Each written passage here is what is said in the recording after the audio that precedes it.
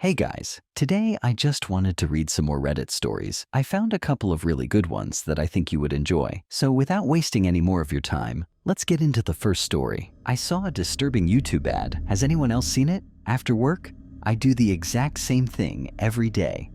I crack open a cold can of Diet Dr. Pepper, put my feet up, and watch an hour or two of funny videos on YouTube. I always plan to do something productive. Cook a healthy dinner, go for a run, make progress on my paintings, but I never do. I'm always too exhausted from work to do anything else. I don't think humans were built to work 8 hours a day. Sitting in the same room at the same desk, in front of the same computer, I think we're just forced to accept this as the norm because greedy CEOs have made it the norm, but I digress. All you need to know is that tonight was no different than any other night. I popped the can open, put my feet up, opened my laptop, clicked on a funny YouTube video about the ridiculousness of Twilight, but then I froze. I'd expected an ad to pop up. Instead, there was a message over where the video should play, bold white letters over black. Your video will start shortly. Would you like to view a 15-second ad? Or remove 15 seconds from your life? I squinted at the screen. What? I'd never seen anything like this. I looked down at where the progress bar would be, thinking it was actually an ad itself, but there wasn't any bar, and there wasn't a skip button either. What is this? After staring at it for a minute, I decided it must be some new thing YouTube was rolling out, like when, instead of an ad, they show you some sort of poll. Is this ad relevant to you? Have you ever bought anything from these companies? Help our sponsor by answering the following question. My mouse hovered over the two buttons. 15-second ad. Remove 15 seconds of life. Out of curiosity, I clicked the latter. The video started playing. Immediately. No ad.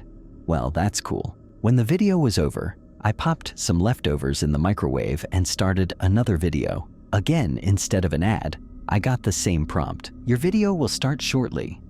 Would you like to view a 30-second ad or remove 30 seconds from your life? I let out a little laugh and clicked on Remove 30 seconds of life. The video started to play, but only a few seconds into the video, I heard the microwave beep. Already? I put it on for 1 minute. There's no way it's already done. Confused, I paused the video and walked into the kitchen. The microwave had stopped its cycle. I pulled the food out, and it was warm, but it was only in there for like 10 seconds. A sense of unease settled in my stomach. I picked up my bowl of mushy chicken Alfredo and walked back to the computer. Then I clicked on another video. Your video will start shortly. Would you like to view a 30-second ad or remove 30 seconds from your life? My cursor hovered over the remove button, but something stopped me. Something felt off. The food. It was almost like I shook my head. There was no way. It was almost like I skipped ahead in time. That's impossible, I muttered to myself. But then I had an idea. I pulled out my phone, put it on the counter, and pulled up the stopwatch. I hit the stopwatch. Then I immediately clicked Remove 30 seconds of life. The video started immediately, but when I looked down at the stopwatch, my heart dropped. It read 32 seconds. No. There was no way 30 seconds had gone by. I just clicked the button a few seconds ago. What the fuck? My heart pounded in my ears. I glanced around the room. Then I tried it again. My finger shook as I lowered it onto the phone screen. The stopwatch read 32 seconds, but it didn't feel like 30 seconds. It felt like 2 seconds. Anxiety slipped into me like lead, weighing me down. My legs felt weak. I picked up the phone and texted my friend Chris. Can you come over? Or can I come over to your place? I need to talk to someone. I waited for a few minutes. He didn't reply. It was late, almost 10. I set the phone down and stared at the paused video, my heart pounding. And then I had another idea. I set my phone down on a shelf across from me, propped it up against some books, pressed the record button. Then I walked back over to my desk, sat down, and clicked on another YouTube video. Your video will start shortly. Would you like to view a 60-second ad? Oregon remove 60 seconds from your life? 60 seconds now? I sucked in a deep breath, glanced up at the phone, the black eye of the camera looking down at me. My cursor hovered over the remove button. I clicked. The video immediately began to play. I got up and walked over to the phone, picked it up, and stopped the recording. The length of the video was 1 minute, 17 seconds. What the fuck? I went over to the sink and splashed water on my face, checked the clock a few times, pinched myself to make sure I wasn't dreaming. Then I picked my phone back up. The recording was still there. All 1 minute, 17 seconds of it. This is so fucking weird. I sat back down, then I opened the video and, with a deep breath, pressed play. I watched myself walk over to the seat in front of the computer. Then I sat down. I held my breath as my fingers went to the touchpad, clicking the remove button. Video me stared at the computer screen with incredible intensity, like I was watching the most riveting thing I'd ever seen in my life. My mouth hung slightly open, and my normally fidgety hands were still on the desk. I was just staring, with everything in me. At first, no audio came out of the computer's speakers. I was expecting a loud jingle for an insurance company, or a chirpy female voice telling me about laundry detergent, but it was just silence. Until 10 seconds in, I heard a high-pitched whine. It sounded like the noise old TVs make when you leave them on, or ringing in your ears. A mechanical tone so high-pitched, it's almost out of the range of human hearing. And when the tone sounded, Video Me's hands flew to the keyboard, and they began feverishly typing. I stood there frozen, watching the video, watching my fingers race across the keyboard, my eyes staring at the screen with absolute concentration, my mouth still hanging open. I thought I could see a silvery strand of drool falling from my lips onto the desk. What the actual fuck? I briefly glanced away from the phone to my desk and noticed a small puddle of liquid shining in the low light. What was I typing? Was the ad, or whatever YouTube was showing me, was it making me do this? Because I looked dazed, hypnotized, controlled. As the video approached its end, I saw Video Me snap out of it. I closed my mouth. My hands started to fidget.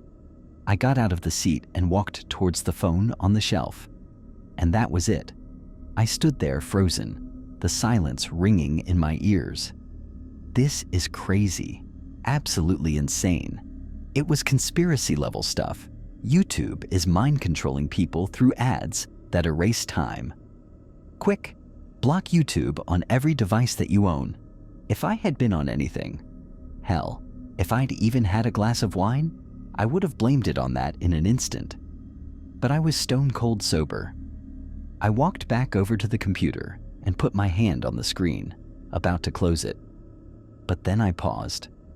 I couldn't see the computer screen in the video. It was the wrong angle.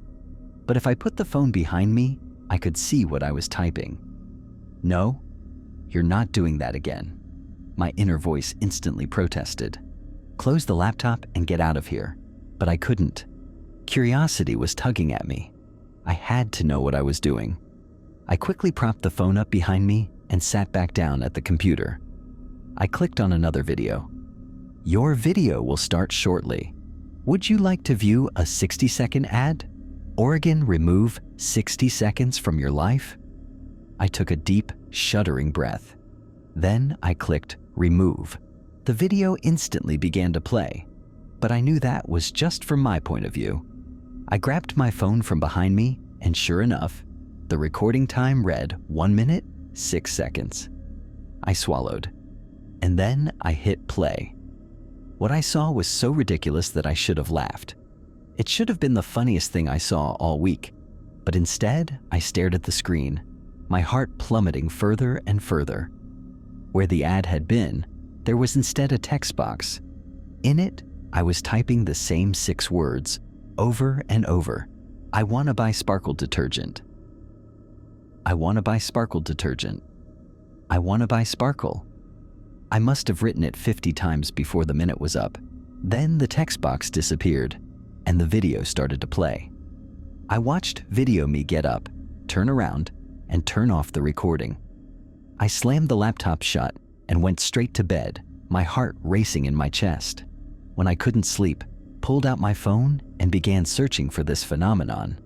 Typing keywords into Google like weird YouTube ad, YouTube, remove 30 seconds from life, etc.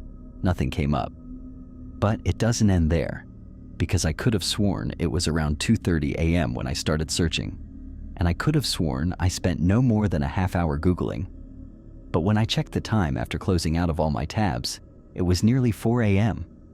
I think I lost an entire hour, and I have no way of finding out what happened, what I was typing or watching or being brainwashed to buy in that hour.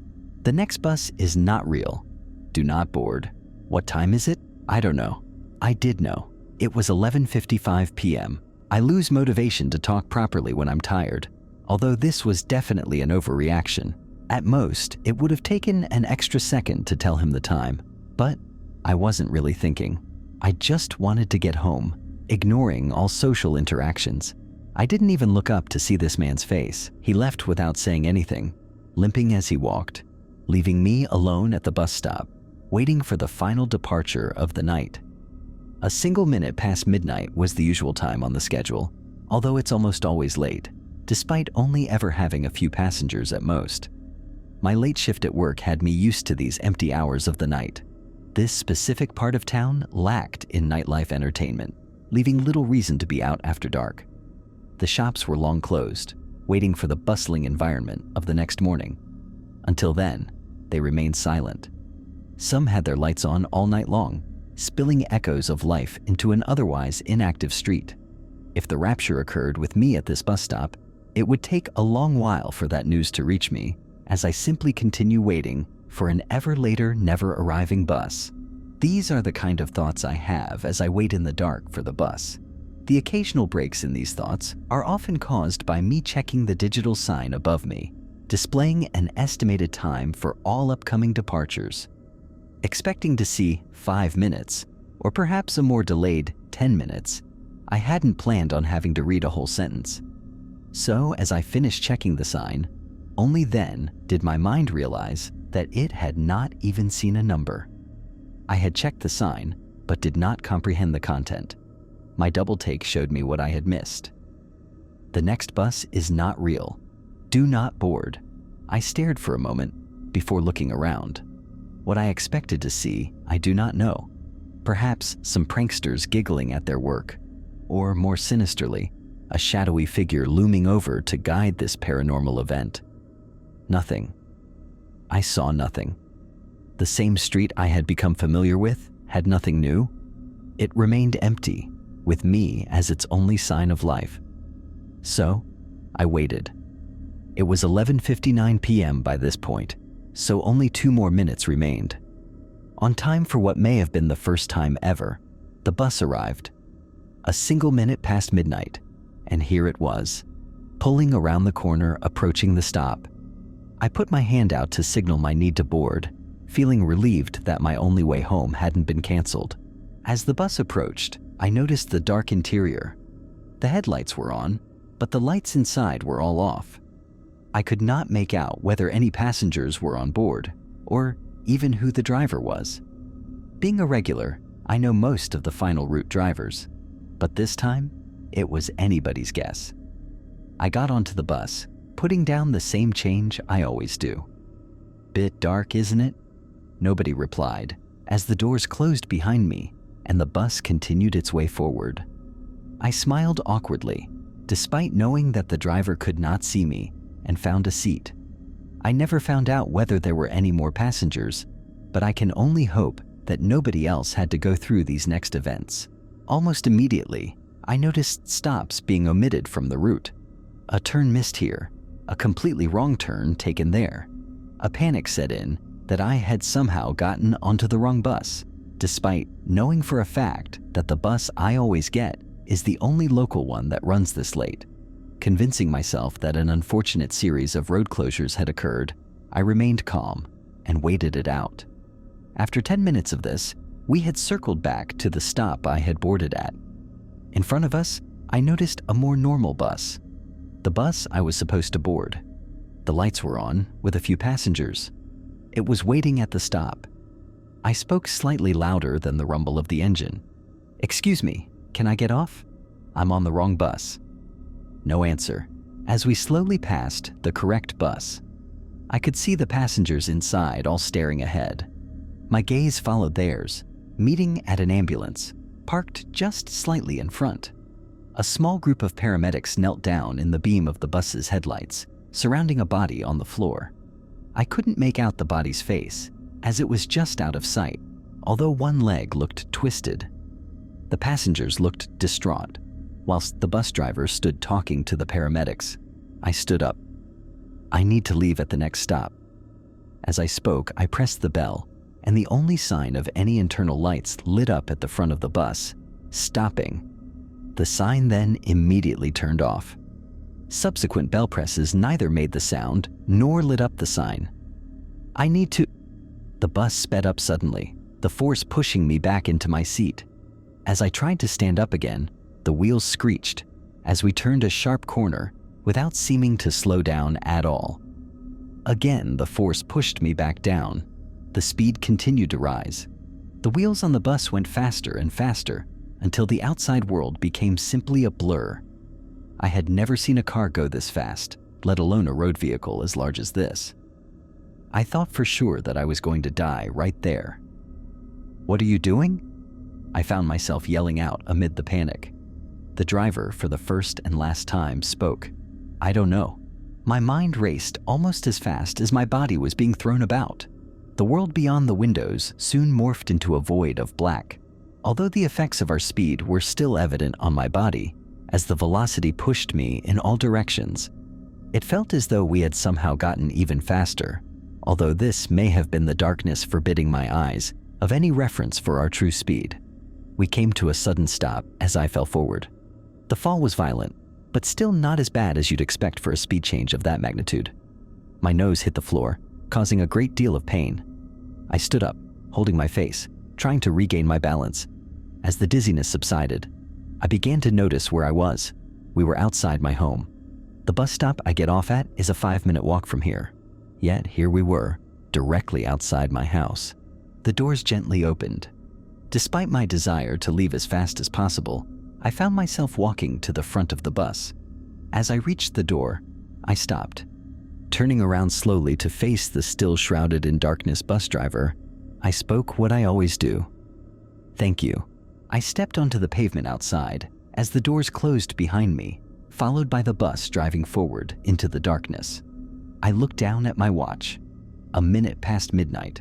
Anyway, that's the end of this story. If you made it up to here, thank you for watching. Make sure to leave a like and subscribe for more stories like this one.